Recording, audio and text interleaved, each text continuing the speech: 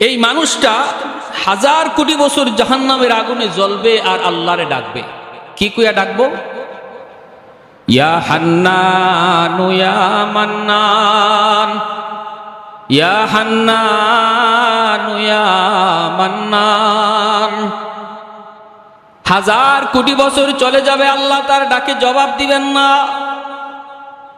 যেই দিন তার শাস্তির মেয়াদ শেষ হবে, ওই দিন আল্লাহ জিব্রাইলকে বলবেন, জিব্রাইল, জাহান্নামের ভিতর থেকে আমি আল্লাহরে কে যেন হান্নানু মান্নানু কয়া ডাকতেছি।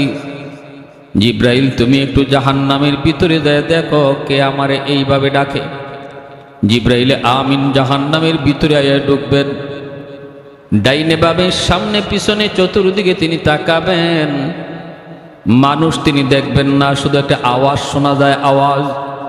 জিব্রাইল বলবেন, আল্লাহ আমিও তো আওয়াজ শুনি কিন্তু মানুষ দেখি না। হাজার কোটি বছর জাহান্নামের আগুনে জ্বলার কারণে এই মানুষটার মানুষের আকৃতি নাই, এটা কয়লার টুকরা হয়ে গেছে, নাক মুখ হাত পা চেনা যায় না।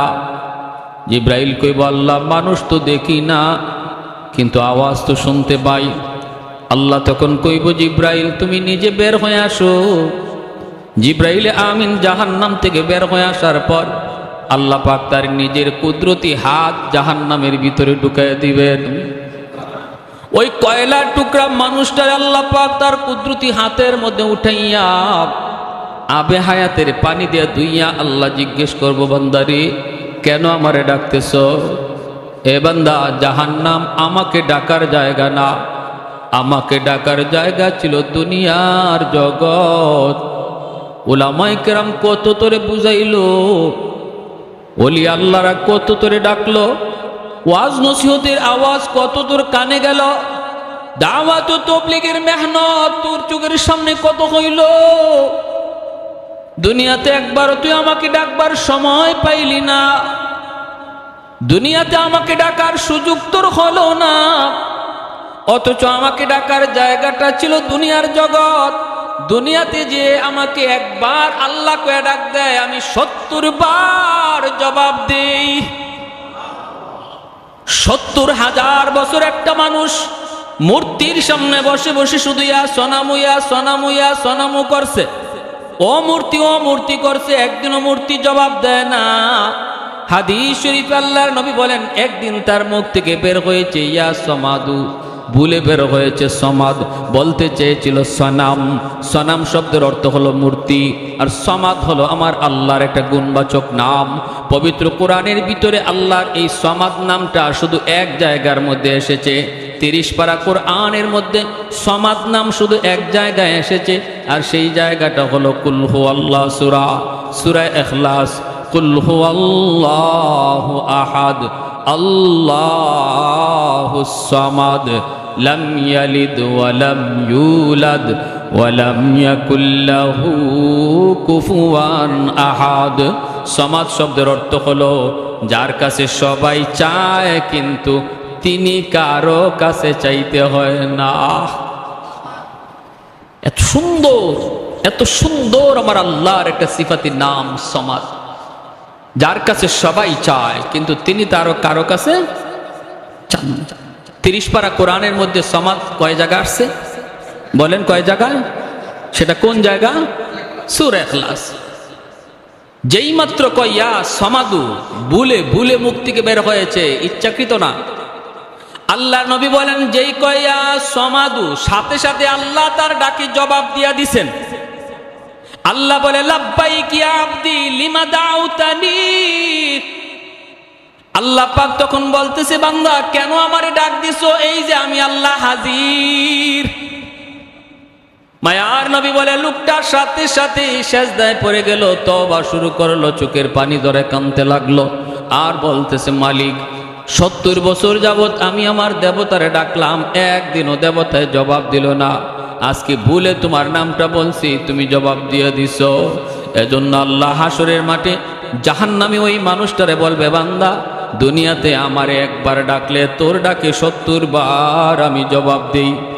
জবাব যে দেই তুমি এটা দুনিয়াতে যদি নাও শোনো, হাসরের মাঠে মানুষ যখন আমল নামা দেখবে, তখন অনেক আমল দেখবে যে আমলটা সে নিজে করে নাই, বলবে আল্লাহ আমি তো এই আমলটা করি নাই, এটা কেমনে আইলো?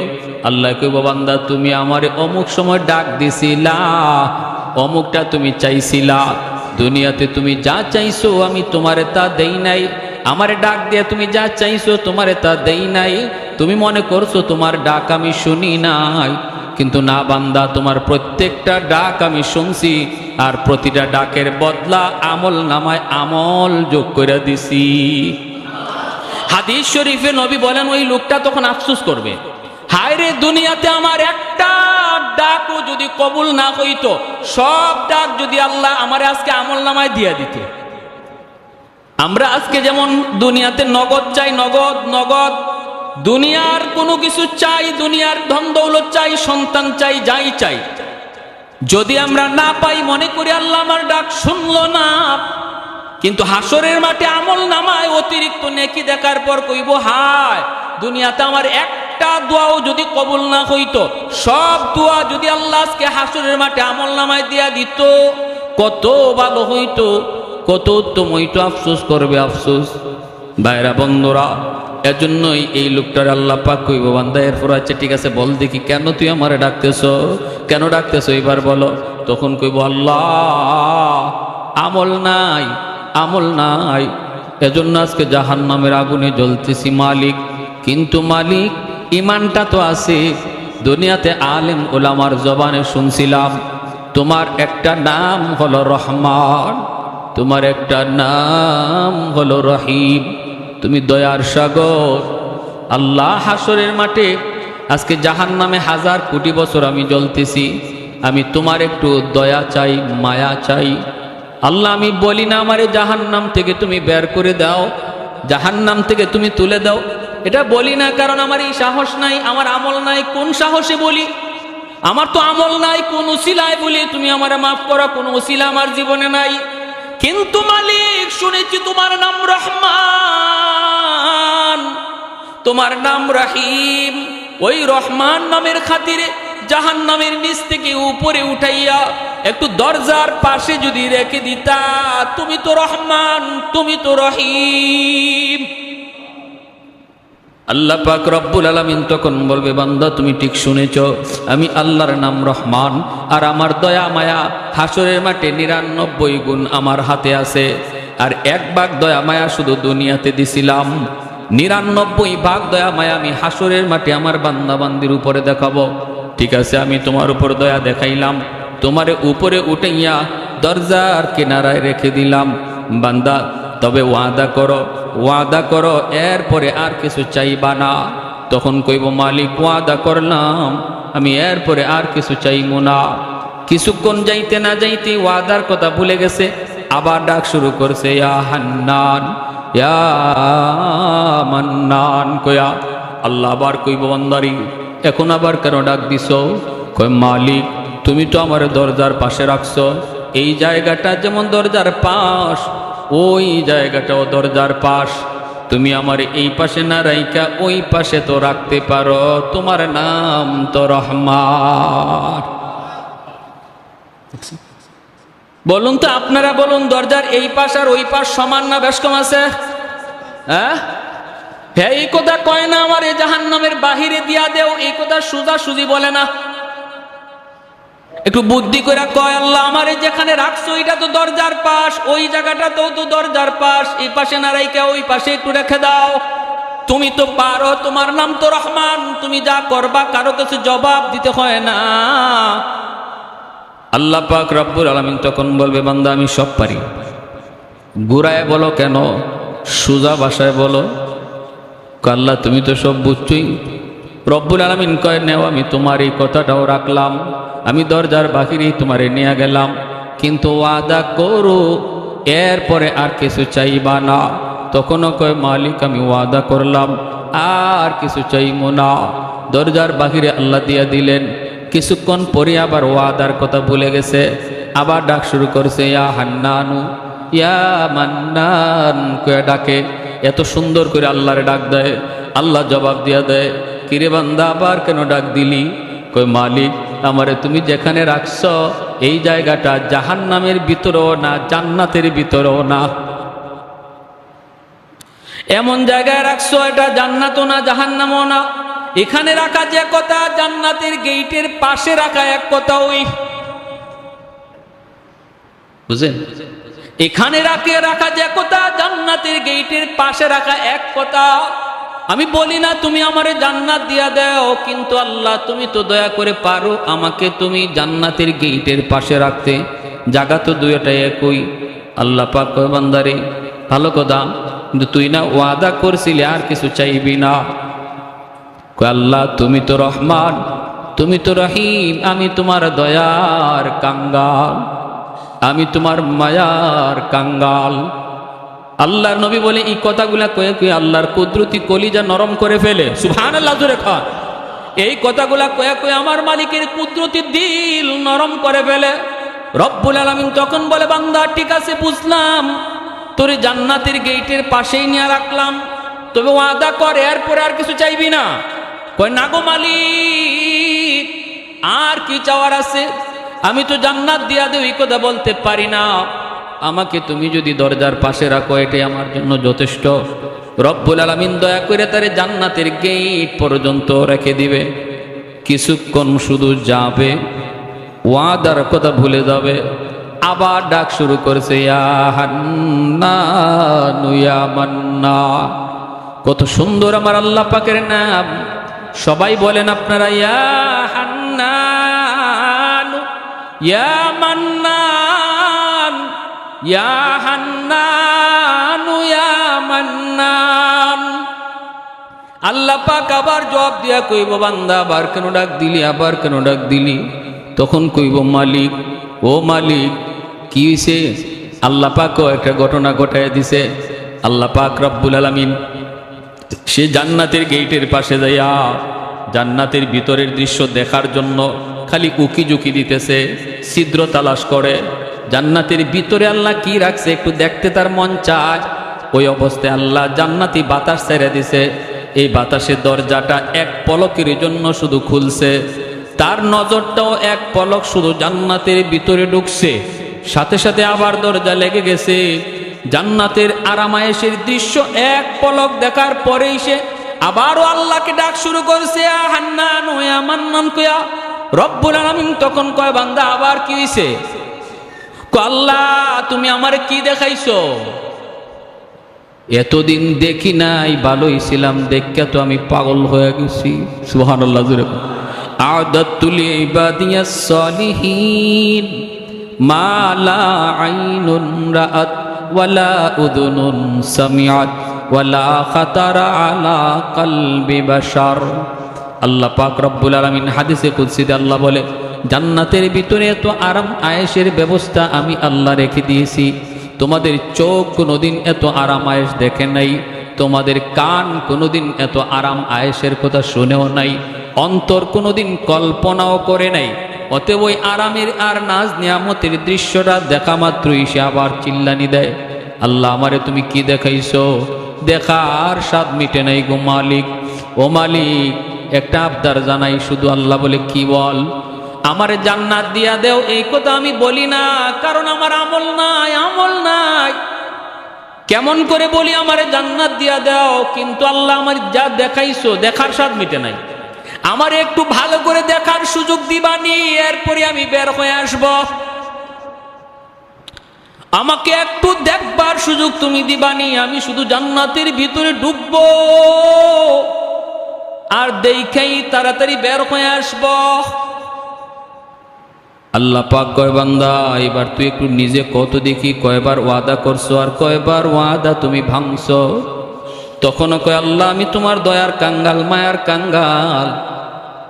আল্লাহ পাক কয় ঠিক আছে তোরে এই সুযোগটাও আমি দিব রে বান্দা, তবে বল দেখি যে কথার উপরে তুমি ওয়াদা করছো দেখবা আর বের হয়ে আসবা, থাকবা না, এই কথায় এখনো আসনি, ওয়াদা ঠিক আছে নি? বের হয়ে আসবা, দেরি করবা না, এই ওয়াদাটা অন্তত ঠিক রাখবা নি, এটা বলো।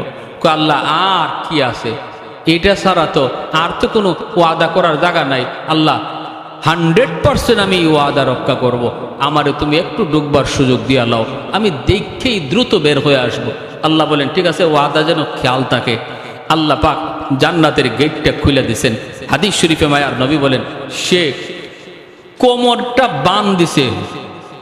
মানুষ দেখবেন কোথাও যখন ভালো করে দৌড় দিতে দেওয়া লাগে, দৌড় দেওয়ার আগে একটা শক্ত প্রস্তুতি নেয় না, হে গেট খোলার আগেই কোমর বান দিছে। আর যেই মাত্র আল্লাহ জান্নাতের গেটটা খুলে দিছে, গায়ে যত দুর্শক্তি আছিল এত শক্তি নিয়ে জান্নাতের ভিতরে দৌড় দিছে। কের দেখা দেখি, হে শুধু ভিতরে ঢুকে ভিতরে ঢুকে। তার মনে হইল যে বের হইতেও যেন সময় লাগে, আমি এমন ভিতরে যে ঢুকবো বের হইতেও যেন সময় লাগে। হে শুধু ভিতরেই ঢুকে, দেখা দেখি নাই, ভিতরে ঢুকে। আল্লাহ পাক ধমক দিছে, এই বান্দা থাম। যখন আল্লাহ ধমক দিছে, ধমক দিয়ে আল্লাহ কয়, এটাই কথা ছিল, বের হও। তখন কি কয় শুনবেন? তখন বলতেছে, আল্লাহ আমারে তুমি বাইর করে দিবা, আমারে তুমি বের করে দিবা। আল্লাহ বলে, আমি বের করে দিব মানে? বের হইয়া আসবা, এটাই তো তোমার ওয়াদা। কয় ওয়াদা ঠিক আছে, কিন্তু তোমারও কিন্তু ওয়াদা আছে। আল্লাহরে কয়, আল্লাহ পকে আমার ওয়াদা মানে? বলে হ, তোমারও একটা ওয়াদা আছে। আল্লাহ তুমি কি তোমার ওয়াদা ভঙ্গ করবা? আল্লাহ পাক বলে, আমি কখন ওয়াদা করলাম? এতক্ষণ পর্যন্ত শুধু ওয়াদা করলি তুই, আর ওয়াদা ভাঙলিও তুই। ওয়াদা করলাম কখন, ভাঙবো তো দূরের কথা। কয় কি শুনবেন? কয় আমার সাথে ওয়াদা করো নাই, কিন্তু কোরআনের মাধ্যমে তুমি ওয়াদা করেছো, আলেমদের জবানে শুনেছি, যারে তুমি একবার জান্নাতের ভিতরে ঢুকাইবা আর বের করবা না। আরেকটু আস্তে কোন সুবহানাল্লাহ, আরেকটু জোরে সুবহানাল্লাহ। ও মালিক, এটা কি তোমার ওয়াদা না? জান্নাতের ভিতরে একবার যারে ঢুকাইবা আর বের করবা না। জাহান্নামীরে তুমি জান্নাতে দিবা, কিন্তু কোন জান্নাতীরে জান্নাত থেকে বের করে আর জাহান্নামে দিবা না, এটা তোমার ওয়াদা নি? ক আল্লাহ পাক কই, আমার এই ওয়াদার খবর তুই জানলে কেমনে?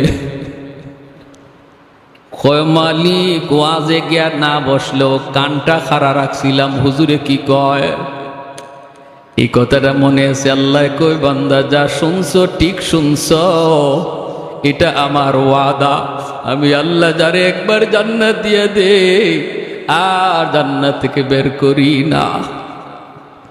কয় তাহলে আমি তো ঢুকে পড়ছি, বুদ্ধি কইরা হোক আর চালাকি কইরা হোক, আমি তো কোনো এক সুরতে জান্নাতে ঢুকে পড়ছি, এখন তুমি আমারে বের করে দিলে তোমার ওয়াদা ভাঙা হয়?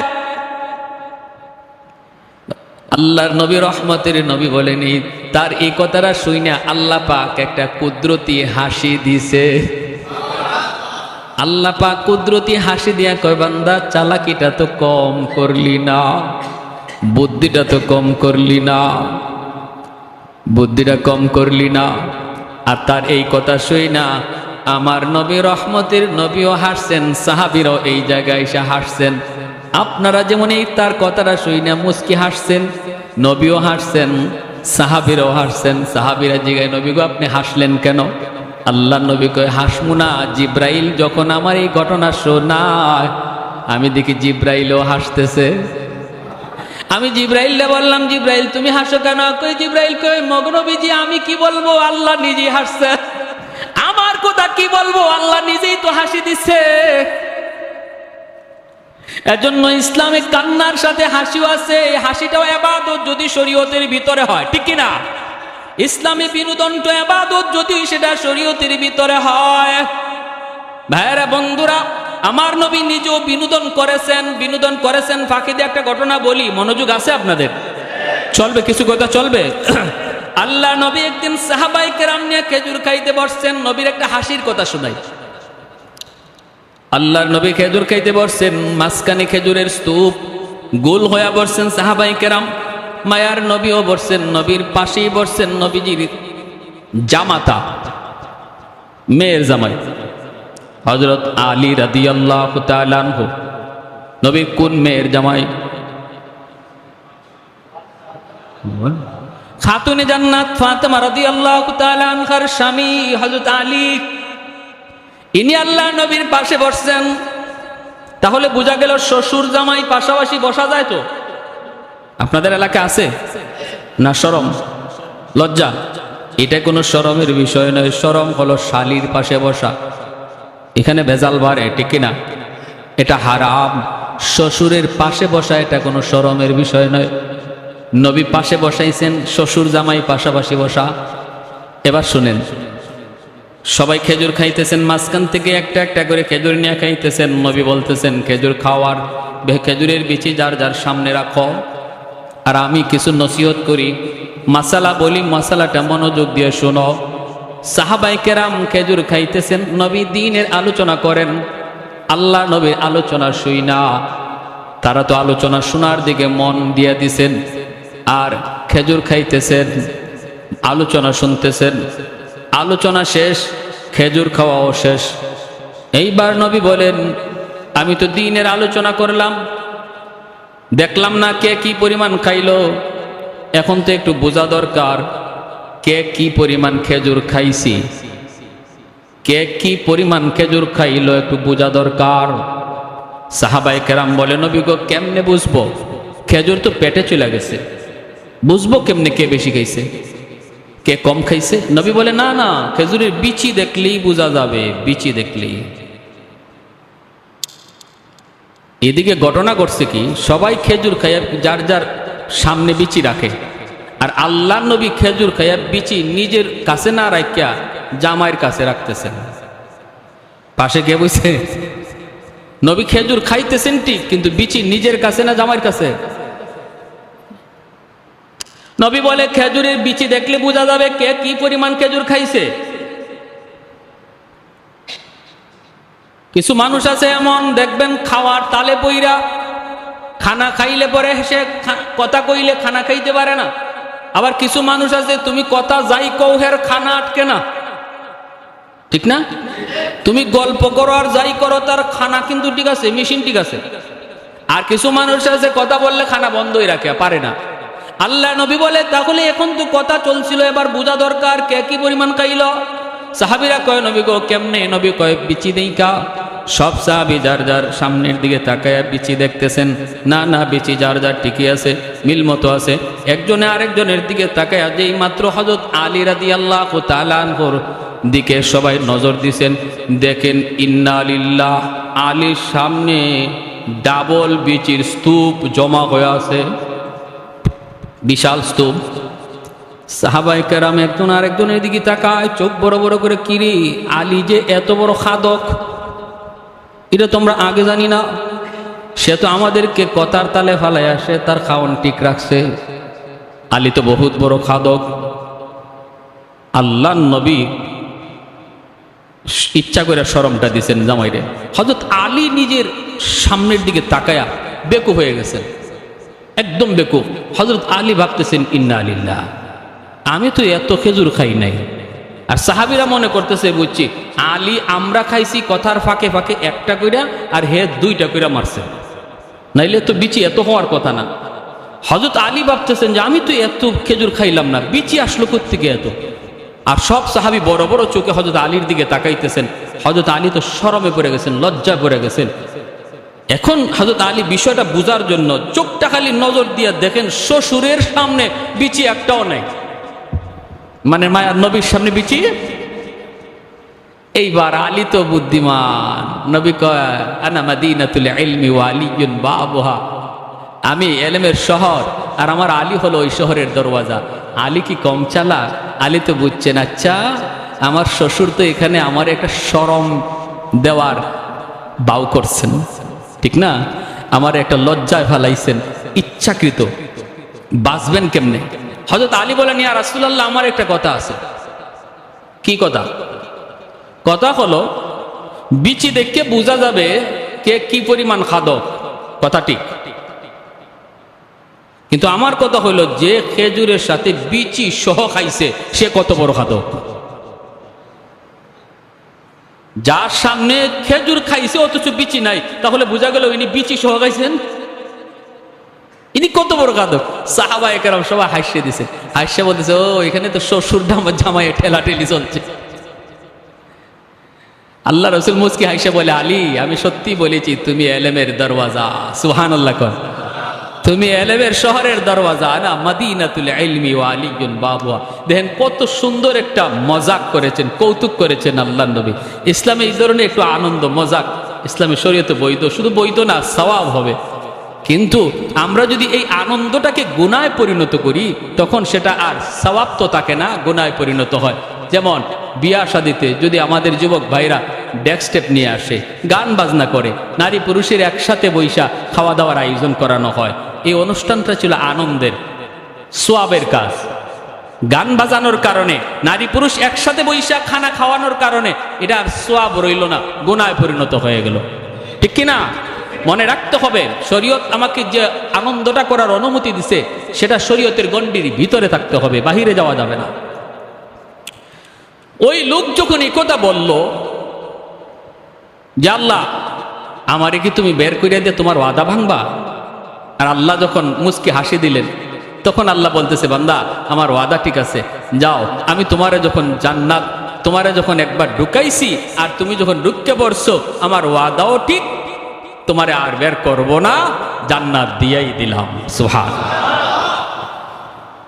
এজন্য এই হাদিসটার নাম হাদিসে মুসালসাল বিদ্দেহেক, হাসির হাদিস। মায়ার নবী থেকে নিয়ে এই পর্যন্ত আমাদের উস্তাদগণ এই হাদিস শুনাইছেন, যারা শুনাইছেন তারাও হাসছেন, আমরাও হাসছি, আপনারাও হাসছেন। এই জায়গায় হাসি দিলে পরে নবীর সুন্নতের উপরে আমল হয়ে যায়। একটা হাসির সুন্নত কিয়ামত পর্যন্ত জারি থাকবে আমার নবীর। জোরে কোন সুবহানাল্লাহ। এখন এই লোক জান্নাত পাইয়া হুশ নাই, কই যাবে, কোথায় গিয়ে বসবে? ভিতরে ঢুকছে, ঢুকে গিয়ে এক জায়গায় বসতে চায়, আরেকজন এসে তুইলা দেয়। কারণ কি? কারণ সে সর্বশেষ জান্নাতি। আল্লাহ নবী বলে এই লোকটারে জান্নাতে দেওয়ার পরে আল্লাহ জান্নাতের দরওয়াজাকে সিলগারা মারবে, জাহান্নামের দরওয়াজাকে সিলগারা মারবে। আর জান্নাত জাহান্নামের মাঝখানে দুম্বার আকারে মরণটারে হাজির করে আল্লাহ জবাই করবে, মরণের মরণ হবে। আল্লাহ বলবে জান্নাতীরা চিরকাল জান্নাতে, আর বের হওয়া লাগবে না। জাহান্নামীদেরকে বলবা তোমরাও চিরকাল জাহান্নামে, আর বের হওয়ার সুযোগ নাই। মরণের মরণ আল্লাহ ঘটায়া দিয়া যখন এই লোকটা সর্বশেষ জান্নাতে যাবে, কেউ তারে বসতে দেয় না। বসতে গেলে আরেকজনে কয়, ও মিয়া উঠো, এটা আমার জান্নাত। আরেক জায়গায় যায়, উঠো, এটা আমার জান্নাত। ইস্তেমার মাঠে যদি আপনি সবার পরে যান, জায়গা পাবেন? হ্যাঁ, আপনাদের কুমিল্লা এলাকার যে খিত্তা আছে, গেলেন আপনি দ্বিতীয় দিন তৃতীয় দিন গিয়ে দেখবেন কুমিল্লা এলাকার খিত্তায় আপনার উগলা ফালানোর কোনো জায়গা নাই। আপনি খালি অন্য জায়গা ফালাইতে চাইবেন, এমনি আরেকজন কইব, মিয়া উঠো, এটা নোয়াখালী। কি কইব? আরেক জায়গায় গিয়ে উগলা ফালাইবেন, কইব উঠো, এটা সিলেট। হে কো আল্লাহ, তুমি আমারে জান্নাত দিছো ভালো কথা, কিন্তু আমার যদি বইবার জায়গায় কেউ দেয় না, এই কোন জান্নাতে দিলা? আল্লাহ পাক রব্বুল আলামিন তখন কয়, বান্দা সামনে আগাও, তুমি তোমার জান্নাত বুঝি পাও না? যেই দুনিয়া থেকে আইছো এমন 10টা দুনিয়ার সমান জান্নাত আমি আল্লাহ তোমার জন্য রিজার্ভ রেখে দিয়েছি। সামনের দিকে আগায় দেখবে বিশাল আকারে গেট, গেটের উপরে তার নাম লেখা, জান্নাতের গেট, গেটের উপরে নাম। দাঁড়ানো মাত্রই অটোমেটিক গেট খুলে যাবে। দুই দিকে দুই সারিতে সুন্দরী জান্নাতি হুর মালা নিয়ে তার অপেক্ষায় দাঁড়ায় আছে। ভিতরে ঢুকবে, তাড়াতাড়ি বরণ করবে, গান গাইবে, মালা পরাবে, খাস কামরার ভিতরে নিয়ে যাবে, শরবত খাওয়াবে, যত যা কিছু খাওয়ানোর আনন্দ দিবে। বিকালবেলা আল্লাহর বান্দা কইব, আমি আমার জান্নাতটা একটু ঘুরে আসি। বিকালবেলা বের হবে জান্নাত দেখার জন্য। মহলটা থেকে বের হয়ে দেখবে আনারের বাগান, ডালিমের বাগান, আপেলের বাগান। মায়ার নবী বলেন, আল্লাহ তার কোরআনে সূরা ওয়াকিয়া সূরা রহমানে বলেছেন, হাতের নাগালে আপেলের বাগান, হাত দিয়া পাইরা পাইরা ফল খাবে। একটু দূরে যায় দেখবে একটা লেক, পানির লেক, জান্নাতের ওই বাগানের ভিতর দিয়া পানির লেক গেছে। এই লেকটার বারে বৈশা মাছ দেখতেছে, মাছ এত সুন্দর স্বচ্ছ পানি, স্বচ্ছ পানি। এই পানির ভিতরে সোনালী রঙের, রূপালী রঙের মাছ। বৈশা বৈশা বলবে এত সুন্দর মাছ, না জানি খাইতে কত মজা। নবী বলেন সাথে সাথে আল্লাহ মাছের জবান আল্লাহ খুলে দিবেন। পানির নিচের মাছটা তখন ডাক দিয়ে কইব, আল্লাহর বান্দা তুমি আমাকে বুঝি খাইতে চাও? তখন বলবে হ, আমি তোরে খাইতে চাই। মাছ তখন বলবে মাতবুখান আও মাশউইয়ান, তুমি আমারে ভুনা খাইতে চাও না ভাজা খাইতে চাও? অবাক হয়ে যাবে। দুনিয়ার মাছ ধরতে কত ফাড়াফাড়ি করা লাগে, আর জান্নাতের মাছে নিজে ডাক দিয়ে কইব আতাশতাহি, তুমি কি আমারে খাইতে চাও? বলবে হ, তোরে তো খাইতে চাই। কই কেমনে খাইবা? মাতবুখান আও মাশউইয়ান, ভুনা না ভাজা। তখন ওই লোকটা কইব তোরে আমি বুনাও খাইমু ভাজাও খাইমু, দুনুবাই টেস্ট করমু কেমনে বেশি মজা। আল্লাহর নবী বলে সাথে সাথে মাছটা ভাজা হইয়া তার সামনে হাজির হয়ে যাবে। ভাজা মাছটা খায়া যখন কাটাগুলি পানিতে ফেলবে, আবার আল্লাহ মাছটারে পুনরায় মাছ বানায় দিবে। এরপরে আবার বুনা হইয়া তার সামনে হাজির হয়ে যাবে। এত মজা, এত মজা, এত মজা। দুনিয়ার মাছও খাইছি, দুনিয়ার ফলও খাইছি, জান্নাতের ফল, জান্নাতের মাছ। জান্নাতি ফলের মজা হলো নকল, ফলের আসল মজা রাখছে আল্লাহ জান্নাতে। সুবহানাল্লাহ কয়। মাছের মজা দুনিয়াতে হলো নকল। ইলিশ মাছের স্বাদ আমরা যেটা পাই, যেমন আপনাদের চাঁদপুরের ইলিশ, হ্যাঁ, আমরা আগে জিগায় ঢাকা, এই বেটা ইলিশ এটা কোন জায়গায়, চিটাঙ্গে না চাঁদপুরে?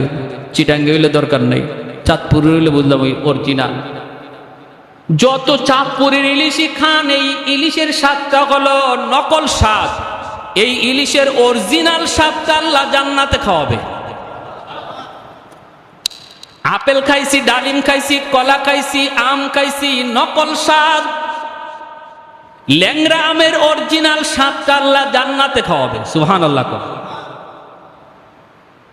পিছন দিক দিয়ে সুন্দরী একজন রমণী নরম হাতে গাতের মধ্যে হাত দিছে, হাত দিয়া বলতেছে, হাত দিতেই সে ডান দিকে তাকায় দেখে একজন সুন্দরী রমণী, এত সুন্দর জান্নাতি একজন হুর। তখন কইব কে তুমি? তুমি আমার গায়ে কেন হাত দিলা? জান্নাতি হুর তখন কইব আমি তোমার। কয়ে তুমি আমার? আরে 70 জন বিবি আমার ঘরে রাইকে আসলাম, তাদের চেহারা আমি চিনি। তুমি আমার বিবি না, আমার বিবিরা ঘরে। দুনিয়াতেই কত সুন্দরী আমারে অফার দিছে, আই লাভ ইউ বলছে। আমি আল্লাহর ভয়ে বলছি না, আমি আমার আল্লাহকে ভালোবাসি। সুবহানাল্লাহ কর। দুনিয়াতেই কত সুন্দরী আমাকে বলছে আমি তোমার, কিন্তু আমি বলছি না, আমি আমার আল্লাহর। জান্নাতে আইসে বুঝি তুমি আমারে ধোঁকায় ফেলাইতে চাও, ভাগো। না, লাগবে না, এমন সুন্দরী আমার লাগবে না। তখনই জান্নাতি হুরটা তখন কইব আল্লাহর বান্দা, তুমি কি আল্লাহর কোরআনের আয়াত পড়ো নাই? বলে কোন আয়াত? ওয়ালাদাইনা মাজিদ। আল্লাহ বলেছেন জান্নাতে তোমাকে যত নিয়ামত দিব রে বান্দা, মাঝে মাঝে তুমি অতিরিক্ত পাইবা। এটা কি তুমি পড়ো নাই? বলে হয়, এটা তো পড়ছি। কয় আমি হলাম তোমার অতিরিক্ত। সুবহানাল্লাহ। কয় কেন? কয় কারণ চিটাগাং কক্সবাজারে গিয়া তুমি আল্লাহর কুদরত দেখিয়া জিকির করেছো, সুবহানাল্লাহর জিকির। টাটকা একজন যুবক, যৌবনের তাড়না পাগলামি তোমার ভিতরে রয়েছে। চোখের সামনেই কত যুবক সুন্দরী নিয়ে এখানে তামাশা করেছে, কিন্তু তুমি আল্লাহর ভয়ে গুনাহ করো নাই, গুনাহ করো নাই। নদীর কিনারায় বসে বসে আল্লাহর তসবিহ জপছো, কুদরত নিয়ে ভাবছো। এজন্য আল্লাহ খুশি হয়ে বলছে আজকে আমার বান্দা যখন জান্নাতে নদীর পারে বসবে, একা রাখা যাবে না, তুমি তারে সঙ্গ দেও। সুবহানাল্লাহ। দুনিয়াতে হারাম কোনো নারীর সঙ্গ তুমি নেও নাই, এজন্য জান্নাতে আল্লাহ তোমারে আমার সঙ্গ দেওয়ার জন্য পাঠাইছে। জোরে কন্যা সুবহানাল্লাহ। এজন্য আল্লাহ পাক বলেছে মান আমিলা সালিহাম মিন যাকারিন আও উনসা ওয়া হুয়া মুমিন ফালানুহইয়ান্নাহু হায়াতান তাইয়্যিবা ওয়া লানাজজিয়ান্নাহুম আজরাহুম বিআহসানি মা কানু ইয়ামালুন। শর্ত হলো দুইটা, পুরস্কারও হলো দুইটা। একটা পুরস্কার দুনিয়াতে নগদ, আরেকটা পুরস্কার আখেরাতে বাকি। আমাদের নগদের উপরে যেমন বিশ্বাস, বাকির উপরও কার কার বিশ্বাস আছে? হাত উঠে একটু আল্লাহরে দেখা। আল্লাহ তুমি প্রতিটা হাতকে কবুল করো। কি করতে হবে? ইমানটা বেজাল্লা ইমান না নির্ভেজাল ইমান? আমলটা বেজাল্লা আমল না নির্ভেজাল আমল? এর জন্য কি নিজে নিজেই নির্ভেজাল চিনবো, না আলেম উলামার কাছে যাওয়া লাগবে? খাঁটি আল্লাহওয়ালাদের কাছে যাওয়া লাগবে, খাঁটি উলামায়ে কেরামের সোহবতে যাওয়া লাগবে। গেলে পরে নির্ভেজাল ইমানও যাক শিখবো, নির্ভেজাল আমলও শিখবো। ঠিক কিনা? নিজে নিজে যদি চিন্তা করি বের করার, কখনো বের হবে না। এজন্য আল্লাহ নবী বলেছেন, আলাইকুম বিমুজালাসাতিল উলামা ওয়া ইস্তিমাই কালামিল হুকামা ফাইন্নাল্লাহ তাআলা ইউহয়িল কলবাল মাইয়িতা বিনূরিল হিকমা কামা ইউহয়িল আরদাল মাইতাতা বিওয়াবিলিল মাতার।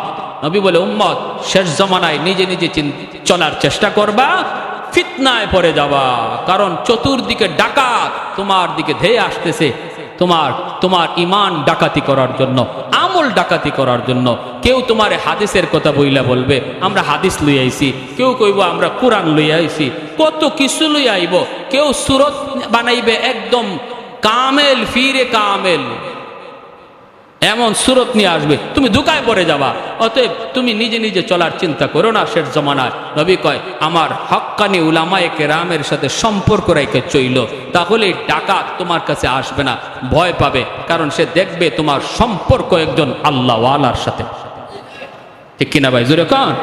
ডাকাত ভয় পাবে তোমার সম্পর্ক আল্লাহওয়ালার সাথে, তোমার সম্পর্ক মসজিদের ইমামের সাথে, তোমার সম্পর্ক মসজিদের মুয়াজ্জিনের সাথে, তোমার সম্পর্ক মাদ্রাসার একজন উস্তাদের সাথে। ডাকাত ভাববে আমি কিছু বললেই জায়গা মতো কয়ে দিব, পৌঁছে দিব। সে তো আমার এইভাবে কয়, সে কয় আমার নামাজ হয় না, সে কয় আমার এই হয় না, সে কয় আমি আমার এইভাবে কি করলে কি হয় না, হাত পাতলে হয় না। কত তামসা সব বলে দিবে আলেমকে, সব বলে দিবে শাইখুল হাদিসকে, সব বলে দিবে মুফতি সাহেবকে। তখন তো মুফতি সাহেব বলবে ওরে ধরে নিয়ে আয়। যদি খালি একজন আলেম কয় যাচ্ছে ওরে নিয়ে আসো, তখনই দেখবেন ওদের পায়জামা গরম হয়ে যায়। ঠিক না? তখন আর দ্বারের কাছে নাই। আপনারে যত বুদ্ধি দিবে, আপনি জবাব না দিয়ে শুধু বলবেন আচ্ছা ঠিক আছে চলো হুজুরের কাছে যাই, চলো একটু মুফতি সাহেবের কাছে যাই, তখনই দেখবেন খুব আমার একটা পেটে কামড় দিছে, আমি বাথরুম সাইডে আসি। ঠিক না? ঠিক না? খুব আমি বাথরুম সাইডে আসি। সাবধান। এজন্য আল্লাহ নবীর কথা মতো আমরা শেষ জামানায় এসেছি, ফিতনার জামানায়, চতুর্মুখী ফিতনা। নিজে নিজে চলবো না খাঁটি আল্লাহওয়ালাদের সহবতে থাকবো? আল্লাহওয়ালাদের সহবতে থাকবো, মসজিদের ইমাম সাহেবের সাথে সুসম্পর্ক রাখবো, মাদ্রাসার উস্তাদদের সাথে সুসম্পর্ক রাখবো। মোট কথা উলামায়ে কেরামের পরামর্শে চলবো, তাহলে মহাদৌলত ইমান আল্লাহ কুদরতিভাবে হেফাজতে রাখবে। আল্লাহ আমাদের সবাইকে কথাগুলো বুঝার এবং এর উপরে আমল করার তৌফিক দান করুন। সবাই বলে আমিন। আরো জোরে বলে আমিন। হুজুর যে কথা বলে গেছেন আওয়াবিন নামাজের কথা, ইশরাক নামাজের কথা, তাহাজ্জুদের কথা, হ্যাঁ, 5 ওয়াক্ত নামাজের সাথে যদি আমরা এগুলা পড়ি, তাহলে এই 2টা পুরস্কারের কথা শোনাইলাম। দুনিয়াতে নগদ পুরস্কারও আল্লাহ দিবে, পরকালের জীবনে আল্লাহ পাক বাকি পুরস্কারটাও দিবে। আমরা 5 ওয়াক্ত নামাজ 5 ওয়াক্ত রেগুলার মসজিদে এসে পড়ব, আর এই যে নফল নামাজগুলির এহতেমাম করব। আল্লাহ সবাইকে তৌফিক দান করুন।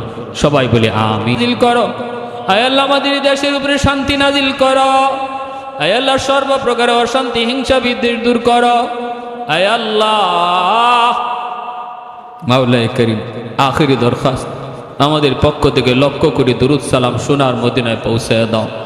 আল্লাহ আজকের এই মাহফিলকে কবুল ফরমাও, মঞ্জুর। আল্লাহ এই এলাকার মানুষের জন্য এই মাহফিলকে হেদায়েতের ওসিলা বানাও। ওয়া সাল্লাল্লাহু তাআলা আলা খাইরি খালকিহি মুহাম্মদ ওয়া আলা আলিহি ওয়া আসহাবিহি আজমাইন। আমিন বিরহমাতিকা ইয়া আরহামার রাহিমিন।